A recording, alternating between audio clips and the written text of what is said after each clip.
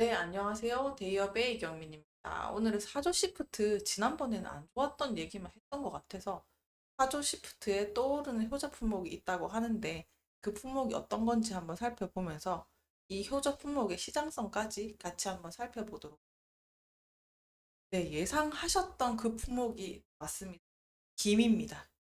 이 김이 김밥도 그렇고 김값 상승에 부채질하면서 이제 금값이 된 김 관련주라고 제목이 나왔죠.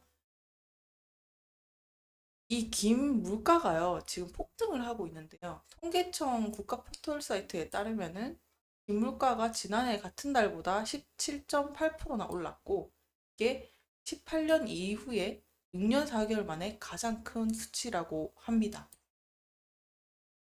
그리고요, 관세청 무역 통계를 또 보셔야 되는데요. 김 수출량이 1만 8,500톤 정도로 전년 대비 12%나 증가했고, 김 수출액이 1조 원이나 무려 돌파한 모습을 보이고 있습니다. 결국에는 수출이 계속 늘고 있다는 수치죠. 또 이어서 보시면 1월부터 4월까지 김 최근의 수출량이 전년 동기 대비해서 9.4%니까 엄청난 상승폭을 자랑하고 있는 거죠. 그래서 사주 시푸드의 최근 주가를 봐서도 올 상반기까지 계속 조용하다가 5월 중선부터 뛰어오른 것도 마찬가지로 이 같은 반영이 주가에 반영이 된 것 같은데요. 자, 그러면 이렇게 폭발적인 김 수요가 언제까지 이어질까? 또 이 공급은 뒷받침이 될 수 있을까? 라고 또 생각이 들 수 있는 부분도 있을 텐데요. 자, 그 답을 일단 여기서 힌트를 얻을 수 있을 것 같습니다.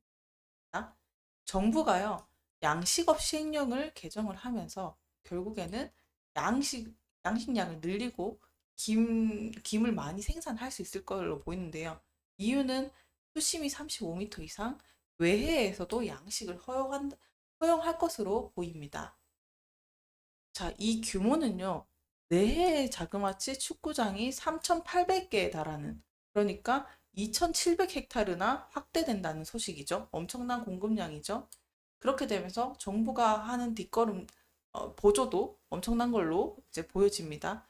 이렇게 기후변화랑 수요 증대 이 두 가지 대책을 보완하겠다. 그리고 또 세계시장 점유율을 1위까지 넘보겠다. 차지하겠다라는 목표가 뚜렷한 것 같습니다. 그래서 도대체 언제 진행을 해서 언제 실현이 될 수 있을지도 궁금하죠. 7월 중에 입법 예고를 거쳐서 8월에 교재 심사를 받고요. 9월에 국무회의에서 의결하고 공포한다는 게 이르면 두세 달 안에 진행이 될 수 있다는 말이 되겠죠. 정부가요, 이렇게까지 전폭적으로 지지하는 데는 또 이유가 있는 것 같습니다. 왜냐하면 김 수출량의 증가를 눈에 띄게 늘어나는 게 보이기 때문인데요. 김 수출이 2010년에는 1억 달러 수준이었는데 16년에는 다시 3억 5천만 달러로 증가를 하게 되고요. 거기다가 20년에는 6억 달러로, 그 다음에 지난해에는 7억 9천만 달러까지 늘게 됩니다. 그러면 이렇게 예측을 하게 되면 정부도 27년까지는 10억 달러를 돌파할 것으로 내다보고 있으니까 당연히 대응책이 뒤따를 수밖에 없겠죠.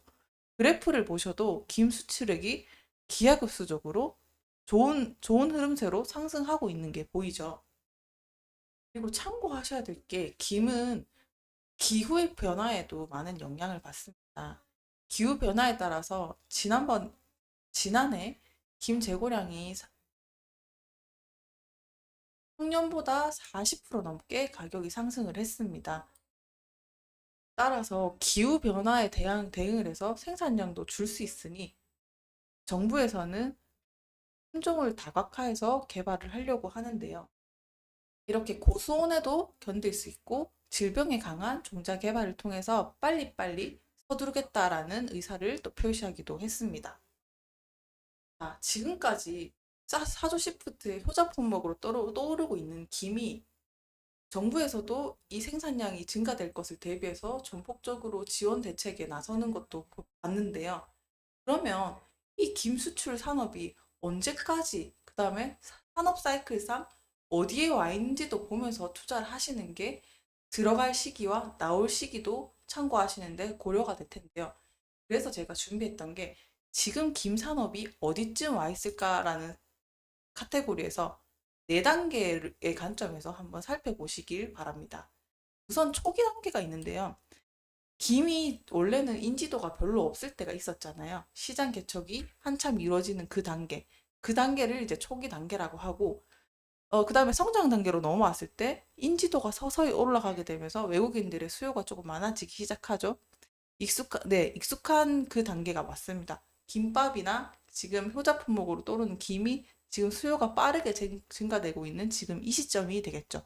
그래서 생산과 수출이 지금 확대되고 있는 성장 단계에 돌입하게 되었죠. 이 시기가 지나면 어떤 시기가 돌입하느냐? 성숙 단계입니다.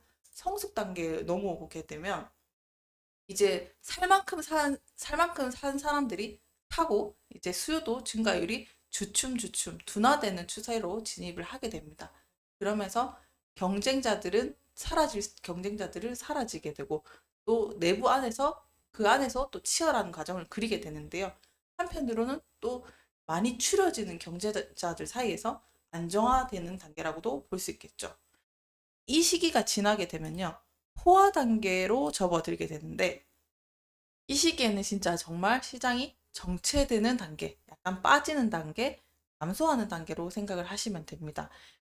살아남은 기업들이 이제 차별화를 통해서 생존해 나가는 시점, 상대적으로 많이 관심이 빠지고 있는 시기다라고 이제 생각을 하시면 됩니다. 그래서 우리는요, 지금 김 인지도와 수요가 빠르게 증가하고 있는 이 시점에 와 있고요.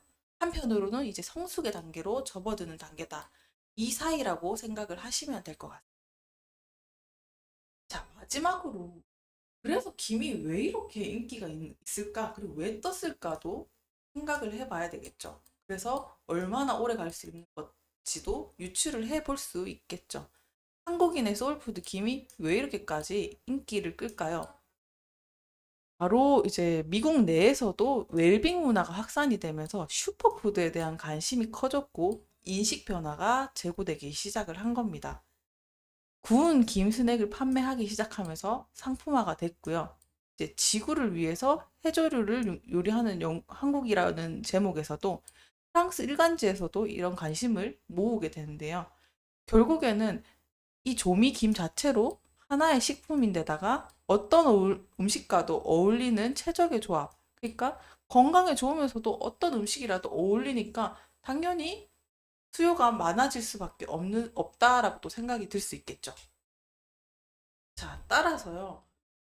김은요, 결국에 건강 트렌드에 맞춰서 세계 수요는 꾸준히 이어질 수밖에 없고요.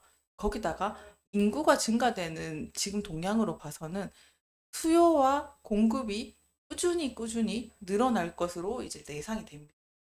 우리가 사조 시푸드라는 당연히 단조로운 기업을 봤을 때 이 김에 대해서 폭넓게 생각해 보셨던 분이 없을 수도 있습니다. 하지만 이런 기업에서의 수출 변화와 수요와 공급, 그 다음에 전 세계에 있는 소비자들의 니즈, 그런 것들을 발맞춰서 보고, 그 다음에 그 사이클이 어디에 흘러가고 있는지도 보는 게 중요한데요.